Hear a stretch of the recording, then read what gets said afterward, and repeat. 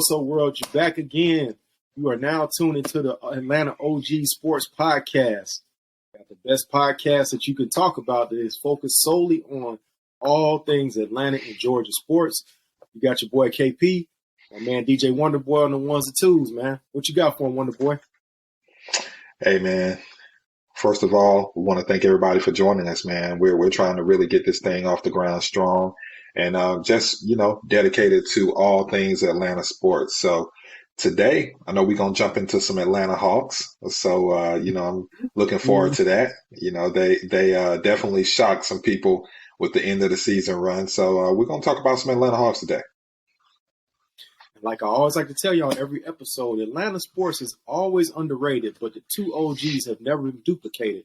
So make sure you like, subscribe, tell a friend, comment. We're going to talk back with y'all. We're going to cover all the things that you want to know. Hey, reach out to us if we haven't covered something that you want to hear about. So with that being said, Wonderboy, let's get into this conversation about these Hawks, brother. Where do you want to start about the season? Where do you want to start? You know what? Like I was saying a minute ago, a lot of people felt like the end of the season, for those who weren't paying attention, the Hawks took the Celtics, who were clearly the favorite, to win the Eastern Conference after they, had the NBA Finals run back last season. The Hawks were pretty much expected to get swept by everybody. Every analyst, everybody said that, hey, these guys are going to get swept. But the Hawks, they fought hard. And they took them to 6 games. Now, during the regular season, the Hawks were as average as you could be. Average as average could be, 41-41. They would win a game, lose a game. Win a game, lose a game. As a matter of fact, they set an NBA record for the amount of times that you would win a game and lose a game in a row, like something like 27 games.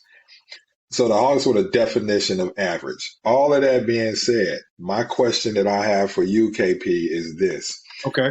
Does the way that they ended the season, does that make you feel any better about the season as a whole in its entirety? I think definitely. And I have to say that I think I started feeling better just at the trade deadline. I'll be honest. I was actually traveling at the time, and I was keyed into everything that was going on. And I really liked the pickup of Saddiq Bey. I know it didn't yield immediate results, but I do remember that first game that he played. I think they played the Cavs. They won the game, and it was a blowout. It wasn't even close. Yeah. And what was interesting, I had seen Saddiq Bey play like maybe 2 weeks before. I had actually went to a Cleveland Cavaliers game, saw him play the Cavs, and he like a totally different player with the Hawks. I had to say that the way they ended the season, I was very encouraged. I think they put up an excellent fight against the Celtics to come back and really force us into at least a 6-game series. And even with the last game being competitive all the way down to the last couple seconds, I felt like Quinn was starting to really get his message across. The guys were starting to buy in. I think that it was also some positive momentum. I didn't like DeJounte getting suspended. Didn't like that. But I did see positive momentum of him not being on the court and those guys not laying down. So I love it. Plus, John Collins looked like the old John Collins. So I was encouraged. What about you? It didn't make me feel any better. Now, I agree I'm just going to keep it 100. It didn't make me feel any better. Listen, this team has pulled the old banana in the tailpipe on me too many times for me to really feel encouraged. With the Hawks, what you see is what you get with them, man. Average is average. So here's what I will say. I agree with you on 2 of those factors. I agree with you on Quinn Snyder. I think Quinn Snyder, that is the biggest win that the Hawks had all season long. I don't know if you heard, KP, but he cleaned out the entire coaching staff, the assistant coaches, the water boys, the janitors. He got rid of everybody. And I think that's a good move because the Hawks need a culture change, man. That's really the thing. If you compare their, personnel player to player, they got a lot of talent. The Hawks are not devoid of talent, and they're fairly deep. The issue is the culture. That's the issue. So for me, I agree. I do like Saddiq Bey. That was a good pickup. He's a little slack on defense, but, hopefully Quinn can, help clean that up. Outside of that, Quinn Snyder, that was the win of the season, to me.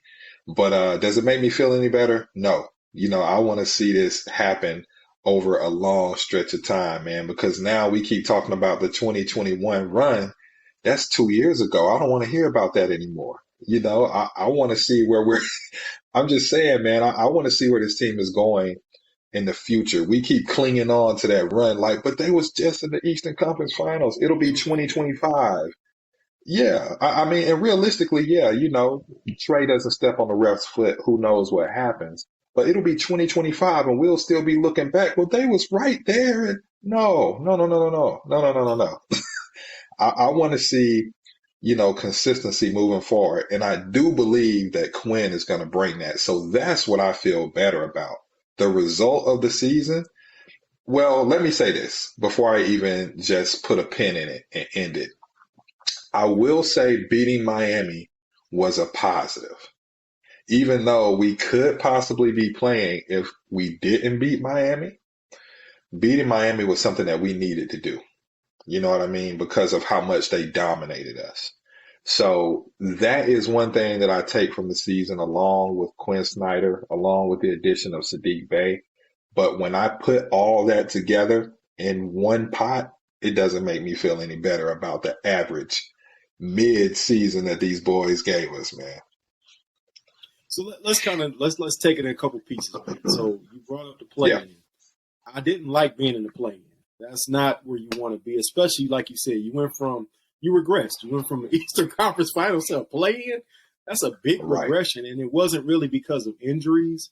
It was more so that the guys weren't buying in the Coach Nate. And yeah, I did like them exercising those demons because the Heat dominated them the last year we saw them in the playoffs. I mean, it wasn't even close. No. Every game was just like looking at like you don't have no chance. It's like you fighting Debo almost. So I did like seeing them exercise those demons and to do it definitively on the road in Miami. Yeah, that was a big deal. That was big. Well as I think it was a big deal kind of moving forward too in the playoff for you to push it to a game 6 and win that game in Boston and win it convincingly at the end of, when we got to the fourth quarter, it was a convincing win at that point. Yeah. I think that was a good confidence builder. I'm like you, I do not want to see these guys settle into mediocrity like we've seen other Hawks teams do, even in the Steve Smith era, the Joe Johnson era. These are all teams that start out potential, but then settled into just kind of being mediocre. You don't want to see that. I will say this. I think that the organization got it right is jumping on Quinn early. And it kind of shows right now with the hires. If you look at right now, Coach Ime Udoka is going to Houston. So that's a rebuilding situation. And I think that he has a great cachet, but also he has baggage. Did you really want that baggage with you trying to figure out Trey and DeJounte? Probably not. Then you look at do you want to bring back Coach Bud? Yes, he probably, if you look on paper, maybe was the most successful Hawks coach to this point outside of Lenny Wilkins. But again, he kind of left in a firestorm. So what would be the credibility to bring him back again? If you look at the other coaches that are available, Coach Snyder is definitely at the top of the list of who's actually available right now. So I think it was a smart move that you probably beat Houston to the punch. You probably, beat some other teams to the punch. I know Nick Nurse is out there, and he does have a championship. Let's put some respect on his name. But at the same time, he has a championship because he had Kawhi Leonard, too. Let's be honest. That had a lot to do with it. And a healthy Kawhi Leonard, by the way. A healthy Kawhi Leonard at that, too. So if you look at who's available, plus if you look at how Donovan Mitchell developed under Quinn Snyder, you hope for that same thing with Trey, And look at how well he's blossomed this season. Guy put up 71 points in one game. So, and that's not saying we want Trey to do that, but I think they'll actually have an identity with Coach Snyder, which seemed to be the missing piece with Lloyd Pierce and even with Nate. What was the team's identity? I could never really see that. I'm starting to see it develop now. So, I definitely like those moves. And it gives me good feelings moving forward. So let's just say this. Let's talk about the trade for DeJounte. So we both agreed that the season wasn't a success, but the end was a little bit better. Was the trade for DeJounte a success for you? Do you think that was a success or a failure? Mm. Well, right now, I feel like it's kind of undecided. Okay. And here's my reasoning behind that. So, you can look at it, and going in, it made complete sense. You got to keep your core because the then GM, who was Travis Schlink, he wanted to keep the core intact. He wanted to keep Aneka. He wanted to keep Dre Hunter. He wanted to keep the core pieces there and not give away players. So he gave away a boatload of draft picks. A lot. Boatload of draft picks. Not to interrupt you real quick, but that he was actually against that trade, and it was more so, basically the owner's son. Nick Ressler. Yeah, Nick Ressler. Right, Nick Ressler wanted to make the trade. Yeah, which is crazy. Seems to be what got. That seems to be what got Landry Fields the job because he didn't. He agreed with the trade. Go ahead. Right. Yeah, which is crazy, and that really brings me to my point. The trade made sense, but it was just what you gave up for DeJounte, because pairing somebody like DeJounte alongside Trey, it makes sense.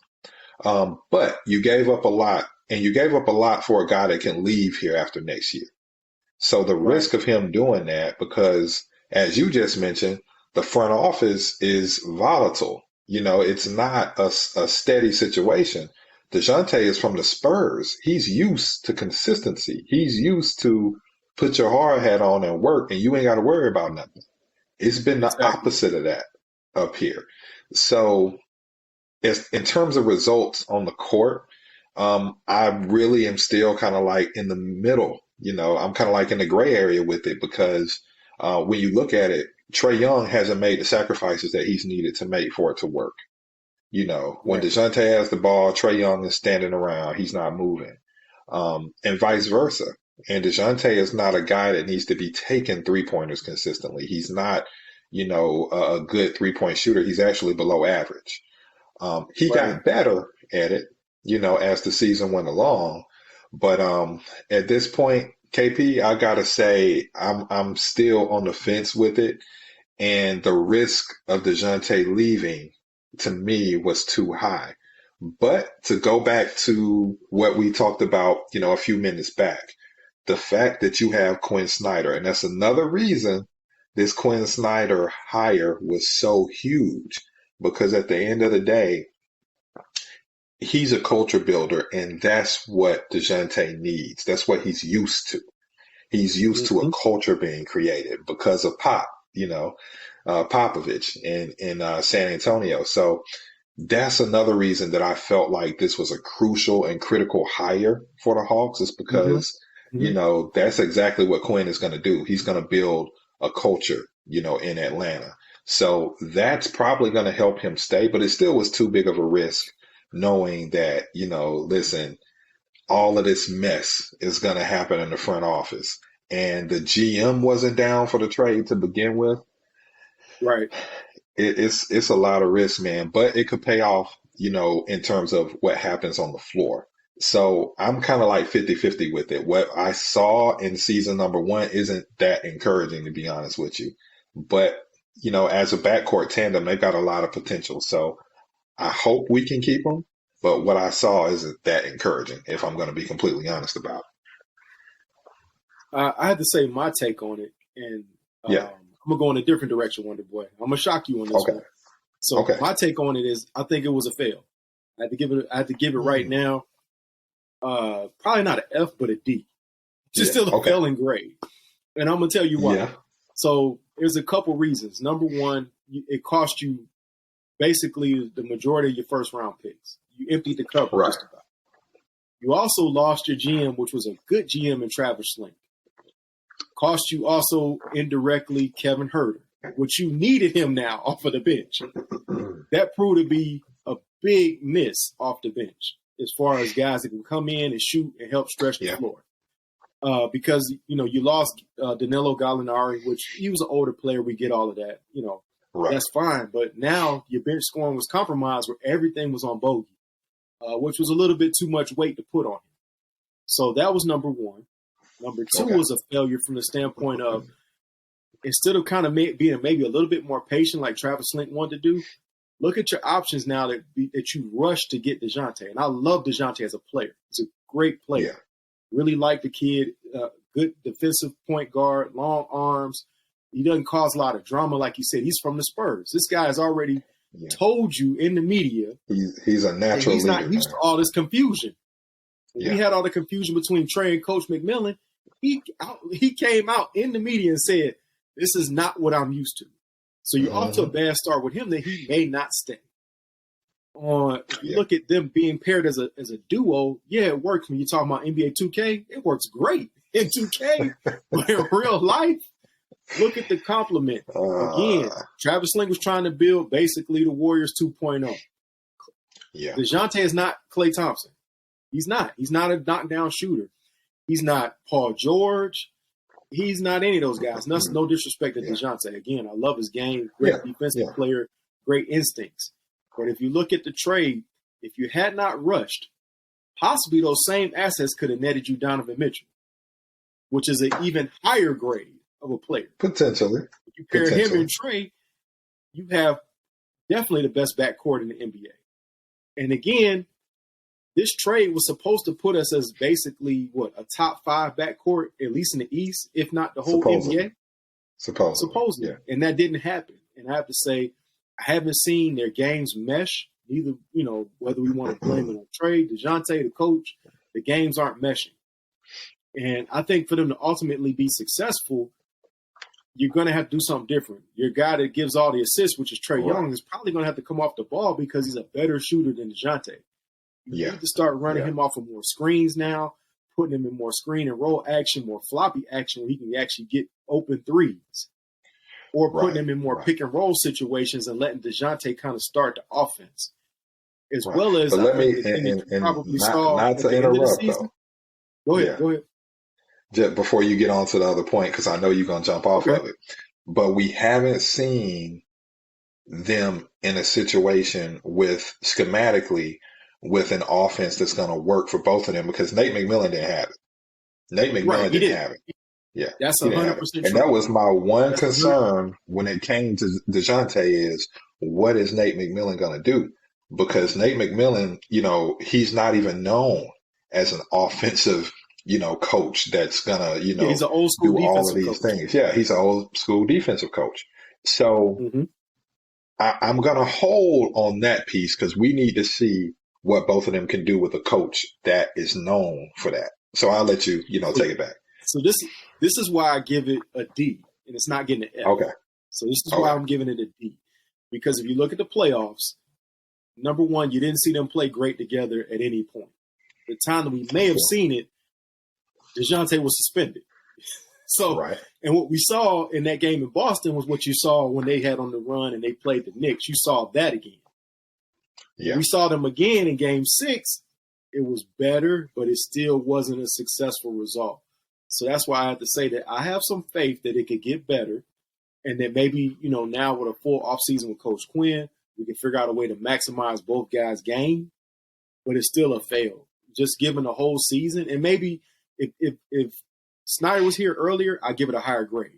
But for what I saw the majority of the season, I had to be honest, man, I had to say it was a fail. And if I was Landry Fields, if I was a GM, I'd be really nervous that we might lose this guy and end up, wasting those assets. If you have to really think about at the end of the season or at the trade deadline, I might have to trade DeJounte. Yeah, which is a fail. Those are good points. Yeah, those are good points.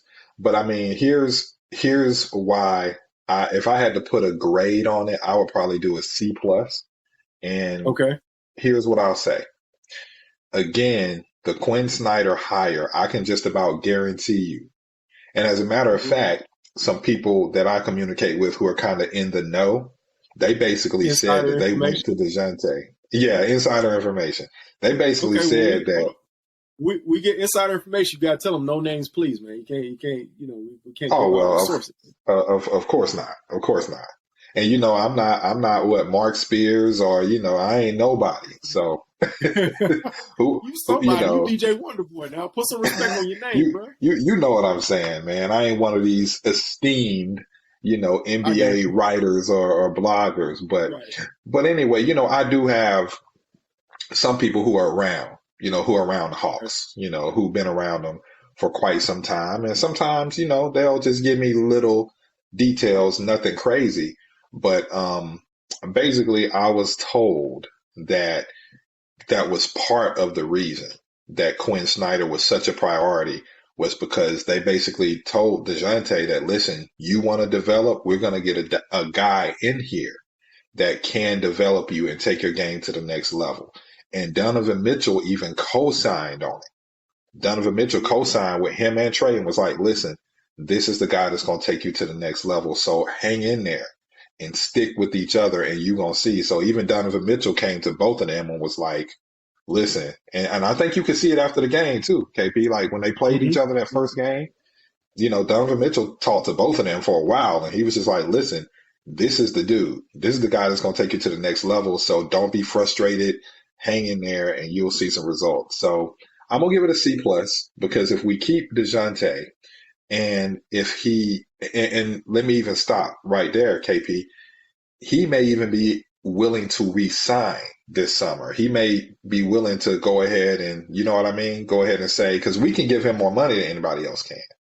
So that's a piece of it too. He may be willing to go ahead and say, you know what? I want to be here. I like what Quinn is doing. I think that there's a lot of potential. Let's go ahead and run it. So, I'm going to give it a C+. That's where I'm going to land with it. And we got to cross our fingers because he cannot leave. This organization will probably get blown to smithereens if he leaves. They'll have to end up blowing it up and trading some of the assets that you have. But that's my take, man. I'm going to have to stick with a C+. Yeah, I'm going to stick with the D, man. I see the potential. Yeah. I want to see these guys succeed next season, and we'll see where it goes. I did like what I saw kind of in Game 6, and I think that was the best version of what I saw. I was at that first game where, Coach Snyder came in and DeJounte and Trey played together, and it was a close game. Because the game before that, they had blown the Cavs out by like 20 points at halftime. Yeah. This one was actually close down to the last couple seconds, and I did see, Donovan take that time. And if you look at Coach Snyder too, look at what he did for a guy like Rudy Gobert. Look at Rudy Gobert away from him. Yeah. Oh my goodness. At this point, the Timberwolves look like they got fleeced real bad, man. So softer than wet toilet tissue in a snowstorm, man. Exactly. The Timberwolves got robbed without a handgun and a ski mask at this point on that deal right now. So, they did. And if you look at other players that played for Utah at that time, look at a guy like Jordan Clarkson. When he got to be Sixth Man of the Year under Coach Snyder. So I'm hoping for the same thing. But, right now, I have to be very honest, it's still a D, but with a lot of hope of it getting better in the offseason. So with that being said, let's move a little bit further. So if we had to talk about right now what changes you would make going in the next season. Somebody got to go. Ooh. That's where we're at. Somebody got to go. You know how somebody got to go. Who would be the guy that you feel like you have to move to try to progress forward? That's a very complicated question, KP, because, all right, number one, the Hawks are basically as constructed, they're in the luxury tax. Now, Tony Ressler has come out and said, doing GM talk, where it's like, we're going to work together, blah, blah, blah, blah, blah. We're going to do it if it makes sense. We'll go into the luxury tax. Now, let me ask you, KP, if you're the owner, and you understand that going into the luxury tax at this point is probably going to cost you an extra 30 to 40 million because of the penalties. All right. Has anything you've seen made you feel like, yeah, I'm willing to do that with this core group that they have right now? I would say no. And I think that the biggest thing is not necessarily the luxury tax, which most owners don't mind that. It's the repeater tax that's the problem. That's the problem. You end up with that repeater tax. And now we're starting to clock on that for a team that you feel like is not a championship contender. Right. So it's I would not a say championship contender. Yeah. Okay. Now, with that being said, the Hawks really don't have any tradable assets. So when you're talking about getting rid of somebody, what makes sense? You might be able to come up off of Capella. He's an elite rebounder. If he's healthy, he's a top 5 rebounder. So maybe somebody moves with him. I think you gotta consider getting rid of Dre, even though that creates a problem because he's the only elite perimeter defender that you have. But he can't score. He's not a consistent scorer. John Collins, we've been talking about John Collins for the last 3 years. He's had the lowest scoring per game average since his rookie season this year, 13 points. I think like 13.2 points, something like that. Who wants John Collins and he's owed $75 million right here, right now? Who's going to take that? So the Hawks are really in a conundrum right now, man, because at the end of the day, you got to improve. John Collins is not really a fit for what you want to do in today's NBA. He's not a good perimeter defender. He's not a, off the dribble type of scorer. He's not a good on ball defender. So, what are you really going to be able to get for him? What are you going to get for Dre? Capella, what are you going to get? Bogey has a movable contract, but do you want to even get rid of him? You're not going to get value back for the shooting that he provides. So at the end of the day, if I had my way, KP, I would say Collins, bye. Dre, bye. Okongwu. Or one of these. No, both of them. Bye. Okay. Bye. Get out of here. Get out of here. I would buy him a house in another city. Like, get him out of here right now. Get him out. But at the end of the day, what's realistic? I don't know who they can realistically get any kind of value for. So that's my concern. I think those two guys, though, you've got to replace them because I just don't think you're going to take the next level because the Hawks just need to be a perennial playoff team. That's what they need to be. Not play in, but a perennial playoff team. So the pieces that I look at and I say, I think they've got to try and move are Collins and Hunter, but they both are injury prone. Okay. That's number one. They both are super consistent. There were the first 2 games against the Boston Celtics. John Collins scored a total of 14 points, not 14 points per game. He scored a total of 14 points. Hold on. Okay. You got to look at Boston's matchups too. This guy is having to guard Jason Tatum he's getting put in the switch all the time and guarding Jason Tatum. You're not going to get a lot of buckets. You're guarding Jason Tatum. Let's just be honest. Okay? Okay. But you got to hit open shots, KP. When John Collins gets that 3-point shot in the corner, that's his area. When he gets that 3-point shot in the corner, you got to make open shots. And they, the Celtics were kind of like low key, just not even running out and trying to defend him on the 3-point shot. Now, to be fair, in games 3, 4, and 5, he did improve. He did, he did do some work. But I just think with John Collins and Dre Hunter, man, you've seen the tail of the tape. What do the old folks say, KP? When somebody show you what they are, believe them. I think with both of those guys, they've shown you their best and they've shown you more consistently their worst. Why even try? But the bad thing is now who's going to take them? So that's a question I'm going to ask you. Who's going to take them? Okay, so I think if I'm playing Landry Fields GM, I'll be honest. I like almost everything you said. You don't move Bogey because you end up basically back where you were with Kevin Huerter. You got rid of the guy, and now you're stuck in a situation where you've given up value that you're never going to get back. Like what happened with Kevin Huerter. That was a trade, and they got basically nothing back. Let's be honest. Yeah. So I think what you have in Sadiq Bey has made, Hunter expendable. Because let's be honest, dog. Where has Hunter been an impact player? The best game he's ever had as a Hawk was in a game we're getting blown out in. On the amazing run that we had to the Eastern Conference Finals. That was the best game this guy has ever had. He had a 40-piece in a game that didn't matter. Well, hold on. He against Miami last season, he scored like 30 something, like 34, 35. Okay, so we weren't going to win that game, but this is my issue with him.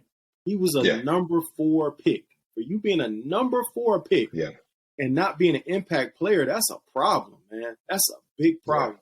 And we say the guy's an elite defender. Is he Tony Allen? No. Is he Andre Robertson? No. Is he Bruce Bowen? No. These are guys that are defenders first and scorers second. He's not even any of those guys. No, he's not. He's not. This is where I have a problem with him, and I'm saying that what are you really giving me? Because the guy has proven that, the driving to the basket is not his game. Spot-up shooting is not his game. No. And again, remember, did he slow down Jaylen Brown or Tatum? No. Did he slow down Jimmy Butler? I mean, they won the game now, but Jimmy still got off. Tyler Hero got off when he was guarding him. So rebound and won that game. Right. And even if you look at the run to the Eastern Conference Finals 2 years ago, right? At what point could you say that he took somebody else's star player or number 2 guy out the game? I can't remember. Right. So this is why I said that I think Hunter is the guy. He still has a better contract than John Collins. He's a movable piece because he's a number 4 pick. Somebody's going to want him because it's going to basically end up like Markelle Fultz or Bol Bol. These are and Bol Bol's a second round pick. But Markelle Fultz was what? A top pick, right? And I thought he definitely was top 10 for sure. Right. Markelle Fultz was number 1, I believe. He was top 3. Yeah, he's top 3 in that draft. And they looked at he was fixable. He did get to Orlando. He got better. But he was fixable. Right. Bol, although he was a second round pick, somebody looked at him and said he was fixable. So with a guy being a 4th overall pick, somebody's going to invest and say, I can fix him. I can turn him around. Look at Lonzo Ball. With the Lakers, he didn't look so great. With the Bulls, before the injuries, he looked real good. In New Orleans, he looked real good. So someone's going to take a chance on you or a flyer on you when you're a 4th round, when you're a number 4 pick. With John Collins, I think, is a little bit more complicated where you're not really going to get the value back. Yeah. And I think part of the problem with John Collins is the NBA has changed, and we know that, where Clint Capella can't shoot the 3. That's not his game. He's gotten away from the pick and roll, so what is he really doing? He can't even shoot the 2 most times, man. So right. He's an older player. He doesn't have any actual post moves, and that's no disrespect to his game, but that's just not his game. He's not a Olajuwon or anything like that. He's not a back-to-the-basket center. So he's basically a rim-running center, like a DeAndre Jordan. And if you look at some of those guys when they age and they don't have a jump shot, if you're not running a lot of pick and roll, how can it help you? So, and I think what you have in Onyeka, I think that you move Capella, you move Hunter, you have to keep John Collins because you do need him for rebounding. Maybe he's not the best defender, but he does rebound. And he has some games where he just, he goes off. He's a hot and cold player. He's really like Josh Smith almost. Josh Smith with a better jump shot. Yeah. So I think that you and because of the contract, you have to keep him. So I would say Hunter and Capella, can I put them in a deal, maybe with some second round picks? And instead of me trying to swing for the fences and get a star back, can I get like Bogdanovich from the Pistons? That's a team that will probably do a deal with you, especially if you're not asking for a first round pick. Right. That's a team I like a deal with, like a Bogdanovich or like, the Pacers bring in Buddy Hield. Now you got another knockdown shooter. You got a bad contract. So, you're going to have to take his contract. But Hunter's contract is bad, too. So, and I think Buddy Hield is older, which fits in better, where Hunter is younger and fits in better with Tyrese Halliburton. So I think those are 2 good options right there. The Pistons, I will look at. Again the Pacers, and if I had to pick a third team, the Blazers. Can I make a deal where you're gonna give me Jeremy Grant? Because Jeremy Grant's a Swiss Army knife, and now I got a long guy, 6'9", that can shoot, play defense, and bring him in to play the 3, and then Saddiq Bey come off the bench. So I think those are the ways or recipes, or Very even you bring interesting. Saddiq Bey into the starting lineup and you just go small, and Collins plays center, and you have Brandon Collins and Saddiq Bey out there. So I think those are the moves I'll be looking at. What you think of those moves? Right.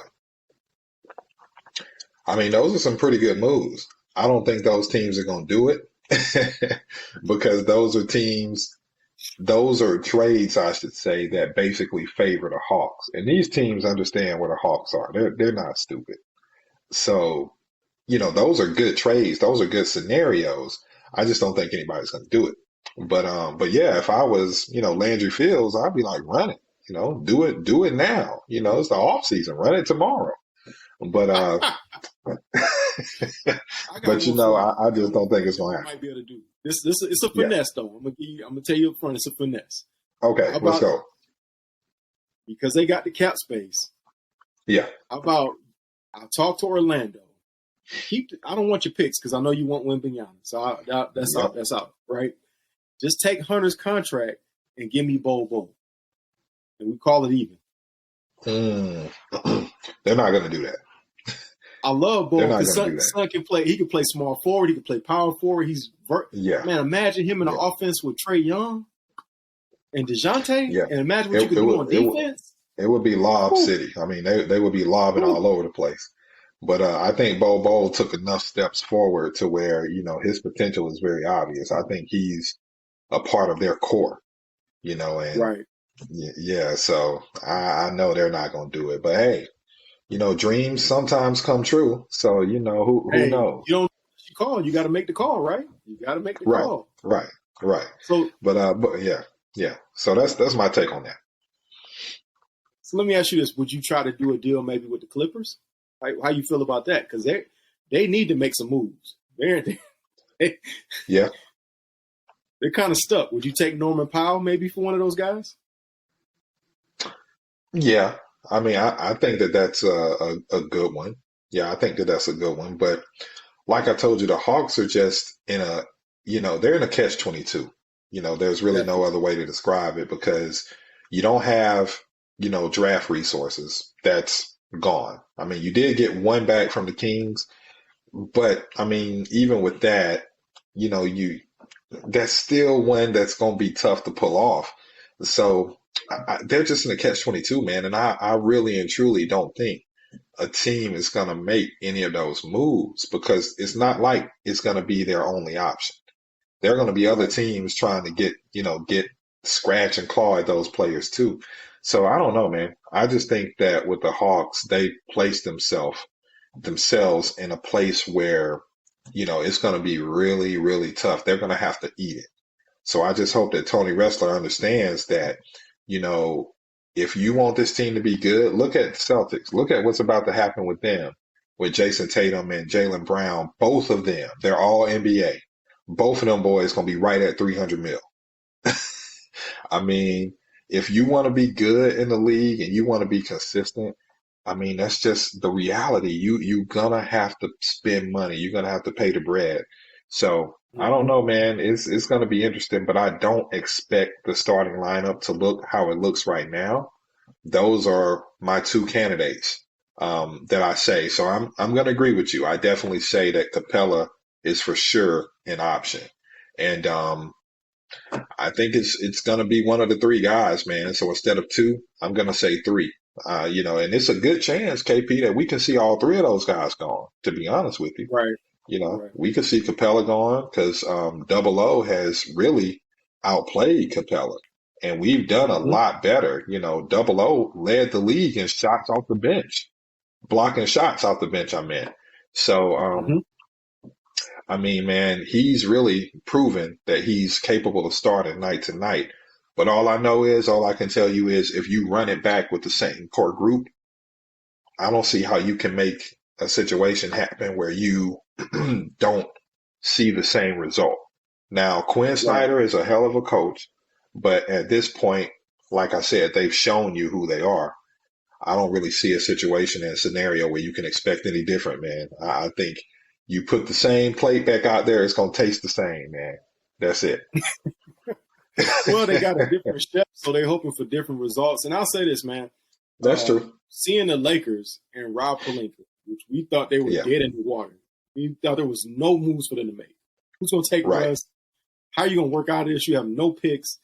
I mean, he did a masterful job. Let's be honest, man. He should have been considered. He definitely did. Here. Now, I'm not a he definitely did. Team. I don't have anything against him either, but it was amazing. The guy brought in D'Angelo Russell, Vanderbilt, Hachimura. I mean, so if he can pull that off, maybe Landry Fields can do some finessing of his own. So we'll see. Yeah. So we'll see. Before we get out of here, I wanted to ask you this, man, and just kind of, if you had to say, what would you do to construct the starting lineup next year? Which five would you like to see start out and kind of grow from there? Ooh. Now you're talking, dream scenario with the current guys we got right now. Current guys we got right now. Right. Who do you want to see on the floor starting out the game next year? Okay. I definitely got to go with Double O. At this point, he's becoming because right now with Capella, he can out-rebound Double O just in terms of pure rebounding. Sure. But Double O is more athletic. He's running the floor more.